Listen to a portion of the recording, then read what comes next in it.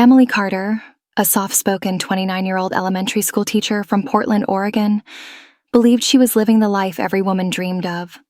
She had a stable job she loved, a charming home in the suburbs, and a husband who was once the man of her dreams.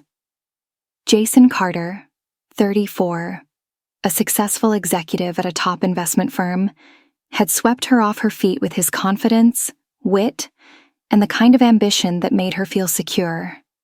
They had been married for 3 years. Like many couples, they had their share of ups and downs, missed date nights, long work hours, and the emotional distance that often crept in unannounced. But Emily thought they were simply going through a phase, that things would be better now, especially now that she was pregnant. It was Jason who had insisted they try for a baby. Emily still remembered the joy on his face when she showed him the positive test. The tears in his eyes, the tight embrace, the late-night talks about baby names and nursery colors. He even started coming home earlier, cooking dinner and rubbing her feet after a long day. But as weeks passed, those moments became rarer. Jason's old habits returned: late-night work calls, weekend conferences, cold silences during dinner. Emily felt the warmth fading and a knot forming in her gut that she couldn't explain. One gloomy Saturday, while Jason was away on a supposed 2-day seminar in Seattle, Emily decided to clean his home office.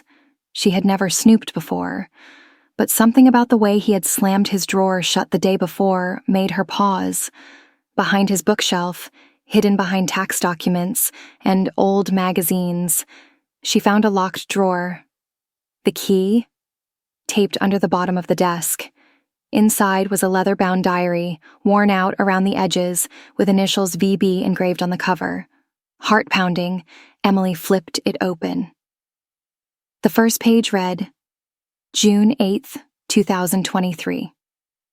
He told me he loved me again today, said he couldn't stand being with her anymore. He promised we'd be together by Christmas. The entries that followed felt like knives.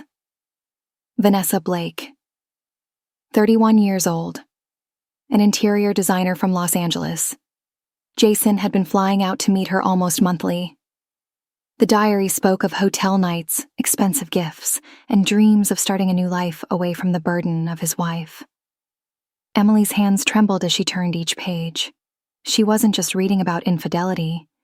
She was reading about betrayal, deception, and the life he had planned without her. But the final blow came when Vanessa wrote, I told him I was pregnant. He kissed my belly and said, this is the family I was meant to have. He said he'll move by end of March, once he's done with the legal stuff. Emily was 5 months pregnant. He had gotten another woman pregnant too. She didn't cry. Not at first. She didn't scream or throw things. Instead, she took a deep breath, got her phone, and photographed every single page. Every receipt tucked between the sheets. Every boarding pass. Every love note. Then she called her lawyer. Over the next 2 weeks, Emily played the role of the unsuspecting, doting wife. She cooked his favorite meals. She let him talk about work stress. She even let him kiss her belly. All the while, her lawyer was preparing a divorce filing, documenting emotional and financial betrayal, and notifying Jason's company board with a detailed complaint backed by evidence, including misuse of travel funds for personal affairs. Then came the reveal. Jason returned home one Friday evening, briefcase in hand, humming casually. Emily met him at the door, not with a smile, but with a sealed envelope. Inside were divorce papers, copies of Vanessa's diary entries, a financial misconduct report, and 2 ultrasound images. One of their child, the other, a DNA test Emily had secretly done through a mutual friend who worked at a clinic. The baby wasn't Jason's. Jason froze. "What the hell is this?" Emily, calm as ever, replied, "You lied. You planned a future without me. Now I'm simply giving it to you."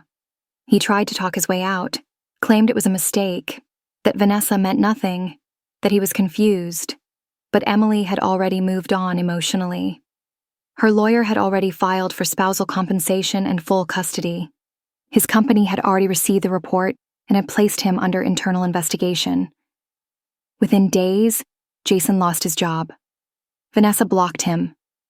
Word spread. He was left with no career, no home, and no future. Just silence. In the final scene, Emily stands outside their home, suitcase packed, looking one last time at the life she's leaving behind. As she gets into her car, she whispers, "You wanted freedom? Here it is, but not without consequences." Betrayal doesn't end with heartbreak. It ends with justice, served silently, but completely.